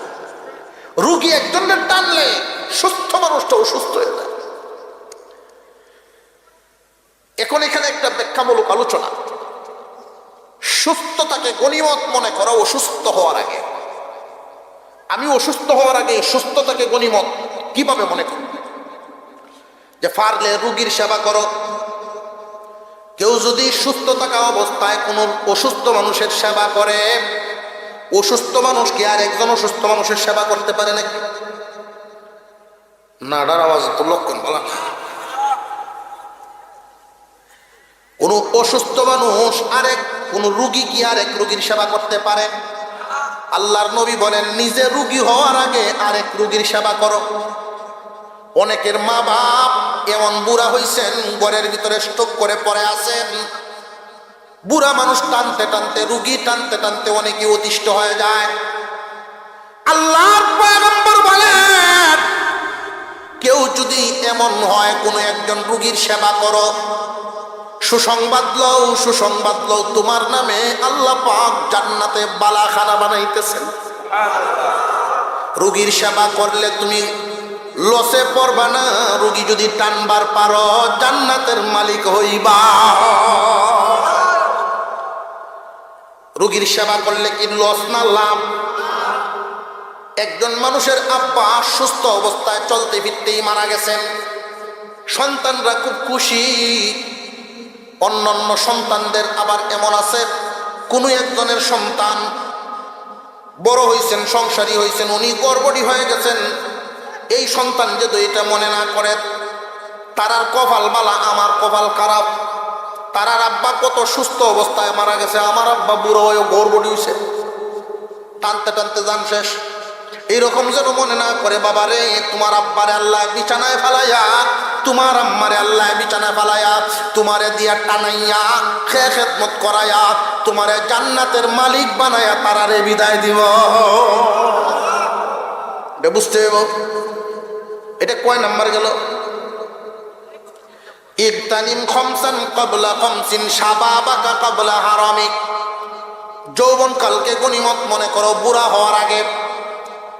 সুস্থতাকে নিয়ামত গনিমত মনে করো, অসুস্থ হওয়ার আগে। এটা কয় নম্বর গেল? 2 নম্বর। গানাকা কাবলা ফাকরিক, দনিত্বকে গনিমত মনে করো গরিবী আসার আগে। সম্পদ দেওয়ার মালিককে সন্দেহ আছে মনে হইতেছে, কেউ কয় কেউ কয় না।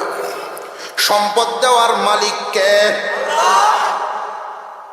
সম্পদ দেওয়ার মালিক যদি আল্লাহ হন, তাহলে যারা ধনী ধন সম্পদ পায় লাভ দেওয়ার কিছু নেই, কারণ এর মালিককে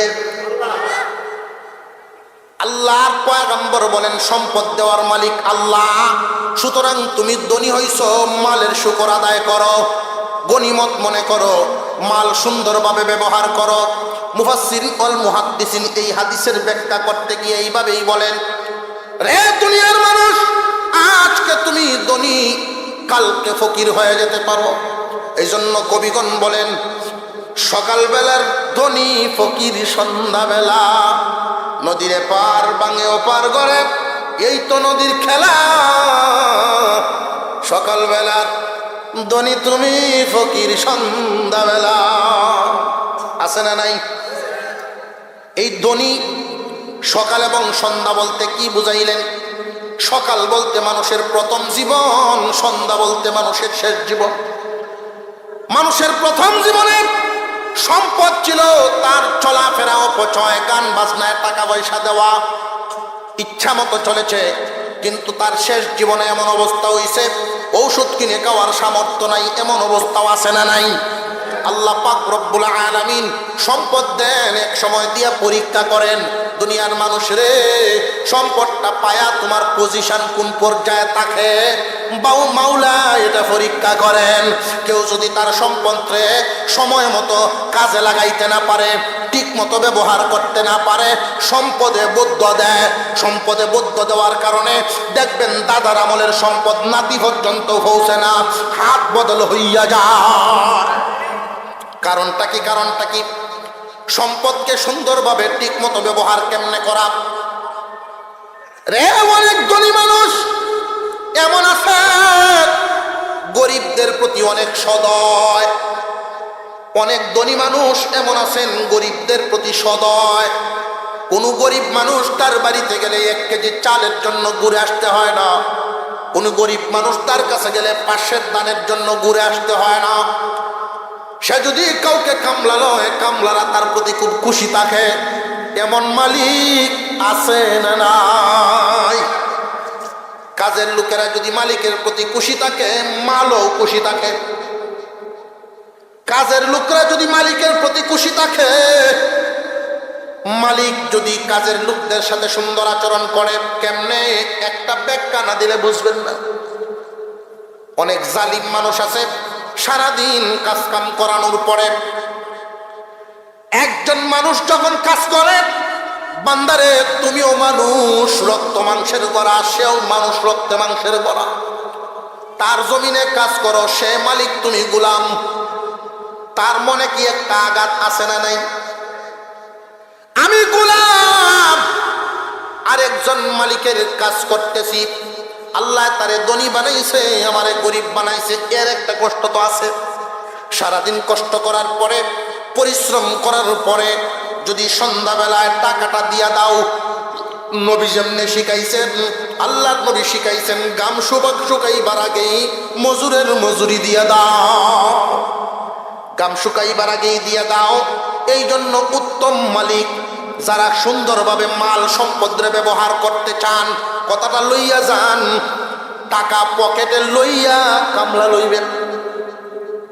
টাকা আগে পকেটে লইয়া এরপরে কাজের লোক রাখবেন। সন্ধ্যাবেলার আগেই যখন কাজ শেষ, পারলে তারে 1 গ্লাস পানি পান করাইয়া দেন। বাইরে নে, কষ্ট দিলাম তোরে, কষ্ট দিলাম, নে টাকাটা। সারাটা দিন আপনার জমিনে যেই কষ্টটা করলো, মুহূর্তের ভিতরে কষ্ট শেষ। মালেও দোয়া করে, ব্যক্তিও আপনার জন্য দোয়া করে। আর অনেক জালিম সারাদিন কাজ করানোর পরে কয় বাজারে দেখা করিস।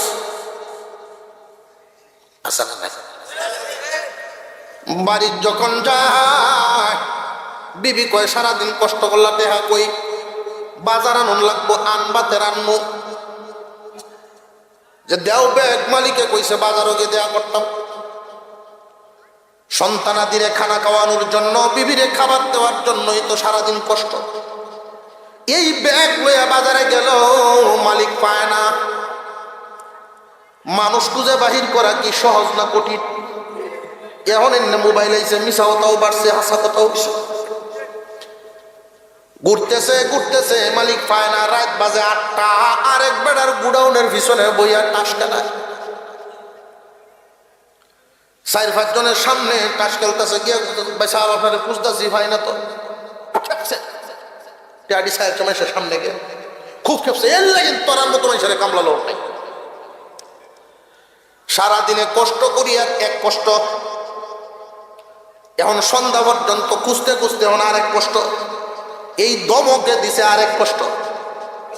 এতগুলো কষ্ট লইয়া চোখের পানি টলমল করে করে টাকাটা নিয়ে বাজার করে বাড়ি যাইতে যাইতে বাজছে 10টা। দিয়া যাকে বাচ্চারা ঘুমায়া গেছে, বাজারের ব্যাগটা বিবির হাতে দিয়ে চোখের পানিটা ছেড়ে দিছে জমিনে। এই সম্পদ কয়দিন টিকবো তোমার হাতে তুমি মনে করো? এই জন্য দাদার আমলের সম্পদ নাতি পর্যন্ত যায় না।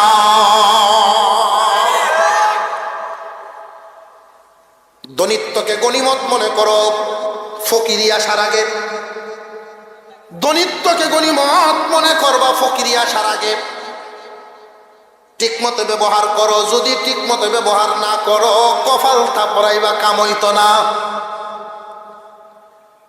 এমন পরিবর্তন চলে আসবে, যাদের উপরে তুমি জুলুম করেছ তারারে আল্লাহ মালিক বানাইব। দুর্বল মানুষ সবল হবে, আর জালিমরা দুর্বল হইয়া এদের বংশধর তাদের বংশের বাড়িতে গিয়ে কাজের লোক হইব। এমন পরিবর্তন খুব সাবধান। সবকিছু কার হাতে? আরো জুড়ে। সচরাচর চোখে দেখতেছি বাস্তব চিত্র হাদিসের সাথে মিলে, বাস্তব চিত্রগুলো হাদিসের সাথে মিলে যায়। একজন কাজের লোক যদি পরের বাড়িতে কাজ করে, রে দুর্বল ভাই যারা আছেন, গরিব গুরাবা যারা আছে, তারাও যেন শুনিয়া রাখে একটা কথা, পরের কাজটারে পরের মনে করিয়া করা যাবে না। যদি করো দিন বদলাবে না। পরের কাজটারে নিজের মনে করিয়া যদি করো। লোকমান হাকিম, হাকিম লোকমানের নামে কোরআনে একখান সূরা আছে। লোকমান হাকিম তিনি উপদেশ দিয়েছেন, এই দুনিয়ার কোনো মানুষ যদি গোলামীর জীবন বদলাইতে চাও, আমি লোকমান গোলাম ছিলাম, আমি লোকমানও গোলাম ছিলাম।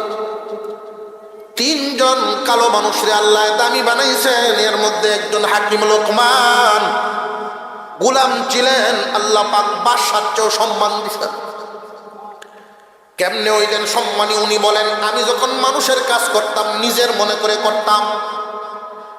একজন গরিব মানুষ পরের দোকানে যদি কাজ করে, এই দোকানটা হেফাজত করার সময় যদি সে এটা মনে রাখে দোকানটা আমার, আমার দায়িত্বে ক্যাশটা, আমার দায়িত্বে দোকানটা। নিজের ঘরে জীবনে কেউ নিজে চুরি করে নাকি? নিজের মাল কি আমানতের খেয়ানত করবে নাকি? নিজের জমিনে নিজে কোনোদিন ক্ষতি করবে নাকি? পরের মালটারে নিজের মনে করবা। কাজ করার সময় বেশি দিন লাগবে না, বেশি দিন লাগবে না, 12 বছরের ভিতরেই আল্লাহ পাক দিন বদলাইয়া দিব। বেশি দিন লাগবে না, 12 বছর, সর্বোচ্চ 12 বছর। এটা হাকিম লোকমানের কথা, হাকিম লোকমানের কথা। আল্লাহ পাক রব্বুল আলামিন হাকিম লোকমানকে বলেন, আপনি জানায় দেন মানুষকে উপদেশ মালা। হাকিম লোকমান যত উপদেশ দিয়েছেন, এর মধ্যে কাজের লোকদেরকে এই কথাটা বলা হয়েছে, রে তোমরা যারা পরের বাড়িতে কাজ কাম করো, মালিকরে কোনোদিন ফাঁকি দিবা না। মালিকরে যদি ফাঁকি দাও, মালিকের আমানতের খেয়ানত করো, মালিকের মাল যদি তোমরা নষ্ট করো, সাবধান সাবধান, কোনোদিন এই কপাল দূর হইতো না। দুর্দিন দূর হবে না। উভয় পক্ষেরই স্মরণ রাখতে হবে, আল্লাহ পাক শান্তিতে রাখবে। মুসলমান ভাইয়েরা, আল্লাহ পাক মানুষের জিন্দেগিতে এই মালের হকের ব্যাপারটা, মাল দিয়া মালিকরে পরীক্ষা করেন। অনেক মালিক এমন আছেন, কাজের লোকদের সাথে এমন আচরণ করতেন, কাজের লোক যদি শুনতে পারে যে আমি এতদিন তার ঘরে কামলা ছিলাম, উনি মারা গেছে, গুরুস্থানের কাছে গিয়ে যখন কান্দে, আল্লাহ আমার মালিক আমার সাথে সুন্দর আচরণ করত, এটা কি কই আনানো যায় না মন থেকে? কোন কর্মচারীর সাথে যখন সুন্দর আচরণ করেন তাহলে মন থেকে এই দোয়াটা আসে, মালিক ভালো ছিলেন, তারে তুমি মাফ করে দাও। আল্লাহ রব্বুল আলামিন জানায়া দেন, তোমার গোলাম তোমার জন্য দোয়া চায় তোমার মালিকের কাছে। কোন একজন মানুষ দুর্বলের সাথে যখন সুন্দর আচরণ করে, আল্লাহ খুশি হইয়া মালে বরকত দেন, ইজ্জত বাড়ায় দেন, গুনাহ মাফ করে। এটা গেল 3 নাম্বার। ফারাগাকা ক্বাবলা শুগলিক। 4 নম্বরে অবসর সময়ের কাজে লাগাও ব্যস্ত হওয়ার আগে। অবসর সময় নষ্ট করবা না, অবসর সময়ের কাজে লাগাও ব্যস্ত হওয়ার আগে। 5 নাম্বার হায়াতাকা ক্বাবলা মাউতিক।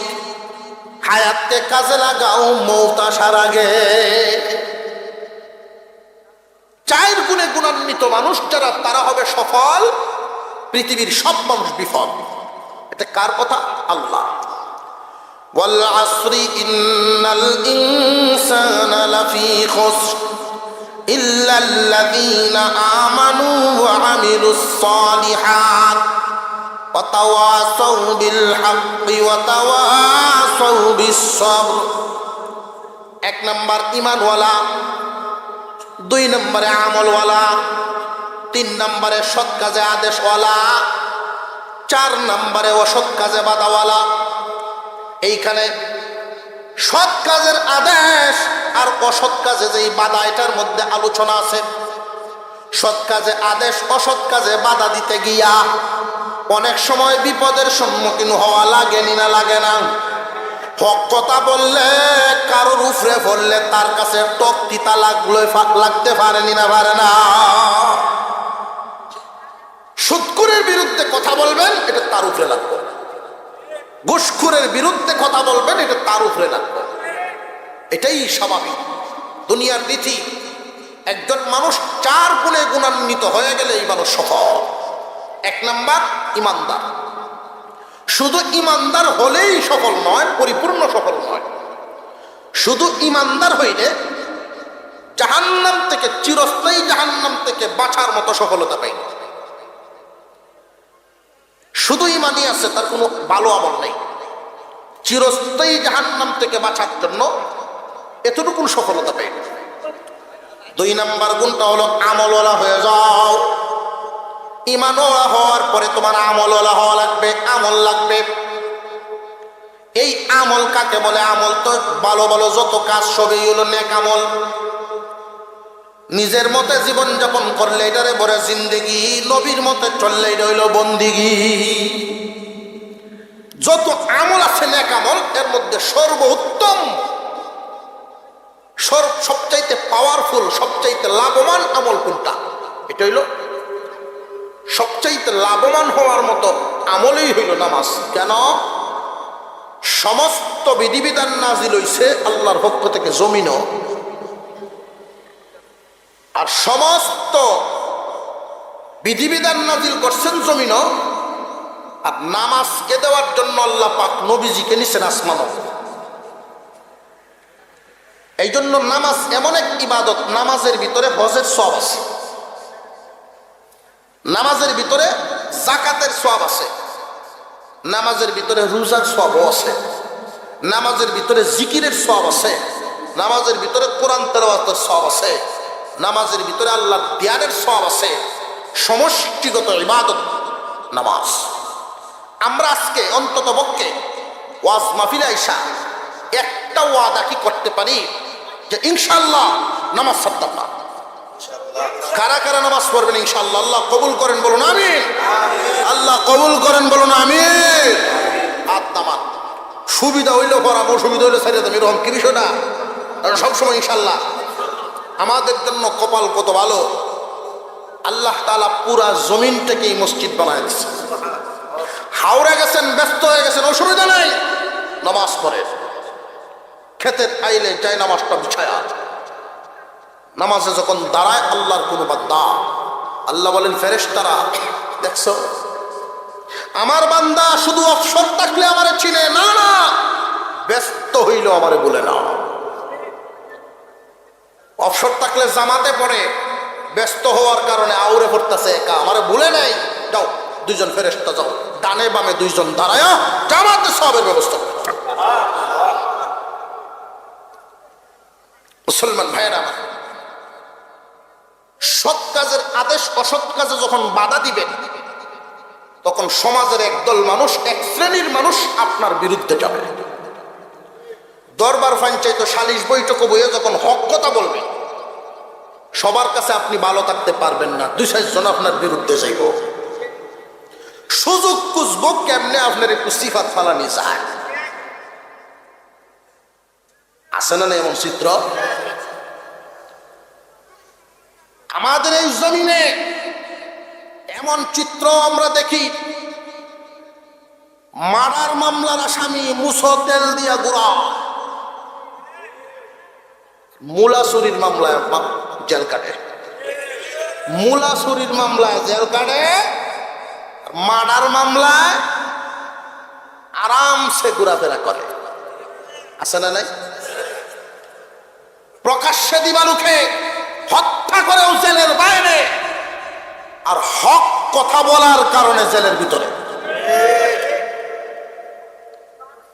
মুসলমান ভাইয়েরা, এই পৃথিবীর জমিনে এটা নিয়ম আল্লাহ পাক এই জন্য জানায় দিচ্ছেন, তুমি ইমানদার হইবা, আমলদার হইবা, এরপরে সৎ কাজে আদেশ অসৎ কাজে বাধা দেনেওয়ালা হইবা, বৃষ্টির মতো বিপদ তোমার দিকে আসতে থাকবে। তখন কি করবা? অথবা সবরের উপরে অটল থাকবা। তোমারে হামলা মামলা দেখাইবে, খুব ভালো করে বুঝেন, এই কথাটা খুব গুরুত্বপূর্ণ, গুরুত্বের সাথে বুঝতে হবে। আল্লাহর পয়গম্বরের দলের লোক, আল্লাহর নবীর দলের লোক, নবীর দলের লোক আর নবীর দলের লোক না, দুই দল কি সমান না অনেক বেশ কম? মুহাম্মাদুর রাসূলুল্লাহ ওয়াল্লাযীনা মাআহু আশিদ্দাউ আলাল কুফফার। আল্লাহ পাক বলেন মুহাম্মদ আল্লাহর রাসূল, তার দলের লোকেরা অন্যায়ের বিরুদ্ধে সাংঘাতিক কঠোর। এটা শুধু সাহাবীদের কথা নয়, লফজান যদিও সাহাবীদেরকে উল্লেখ করা হয়েছে, কিয়ামত পর্যন্ত মুহাম্মাদের সকল উম্মত এখানে শামিল। আল্লাহর পয়গম্বরের দলের লোক যারা হবে, সাংঘাতিকভাবে অন্যায়ের বিরুদ্ধে তারা কঠোর হবে, অন্যায়ের সাথে কোনোদিন আপোষ করবে না। অন্যায়ের সাথে আপোষ করে মানুষ দুই ভাবে, দুই কারণে মানুষ নীতিহারা হয়। আমাদের প্রত্যেকের চলার জন্য এক একটা নীতির আদর্শের রাস্তা আছে না নাই? আমাদের তো মুসলমানি একটা নীতি আছে, সত্যের পথে চলা, এটা আমাদের নীতি। মানুষ নীতিহারা হয় দুই কারণে। একটা মানুষ যতক্ষণ পর্যন্ত নীতিতে থাকবে, ততক্ষণ মুহাম্মাদের দলের, যেই মাত্র নীতিহারা হবে মুহাম্মাদের দলের না। একজন মানুষ মুহাম্মাদের দলের মানুষ, খুব ভালো করে জেনে রাখবেন, মুহাম্মাদের দলের লোকদের বৈশিষ্ট্য হবে অন্যায়ের সাথে আপোষ নাই, পরস্পরে মুসলমানের সাংঘাতিক বন্ধুত্ব, কিন্তু অন্যায়ের বিরুদ্ধে সাংঘাতিক কঠোর। একজন মানুষ দুই কারণে নীতিহারা হয়। এক নাম্বার কারণ লোভের কারণে, এক নাম্বার লোভের কারণে মানুষ নীতিহারা হইয়া যায়। পদের লোভ দেখলে নীতি ভুলিয়া যায়। যদি কাউকে এই অফার দেয় যে 5,000 টাকা দেন, মিথ্যা একটা সাক্ষী দিবে, তো সাইজ করতাম। 5,000 টাকার লোভে মিথ্যা সাক্ষী তৈরি হয়ে যায়। একজন মানুষ লোভে পড়ে নীতিহারা হয়, আর এই মানুষটা যখন লোভে পড়ে, খুব ভালো করে বুঝবেন, মানুষের যদি লোভে পায়, লোভ এত খারাপ একটা জিনিস, মানুষকে অন্ধ বানায়া দেয়। লোভে মানুষ অন্ধ হয়ে যায়, অন্ধ হইলে তার ধ্বংস নিশ্চিত। একজন মানুষ যখন অন্ধ হয়ে যায়, লোভে অন্ধ হয়ে যায়, অন্ধ হয়ে গেলে ভাইয়ের মাল খায়া লাইব, দেখবো না ভাই কিনা। লোভে পড়লে একজন মানুষ এতিমের মাল খেয়ে ফেলবো, কারণ সে তো অন্ধ, ভালো মন্দ বুঝে না। লোভে মানুষ অন্ধ হয়, মসজিদের টাকাও খায়। লোভে মানুষ অন্ধ হয়, গুরুস্থানের টাকাও খায়। লোভে মানুষ অন্ধ হয়, অসহায় গরিব মিসকিনদের পয়সাও খায়, জাকাতের পয়সাও খাইলা, লিল্লা সদকাও খাইলা।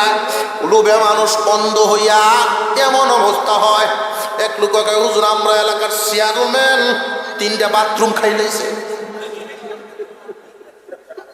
বাথরুম কেমনে খাইলো রে? বাথরুম কেমনে খাইলো? কি সমস্যা?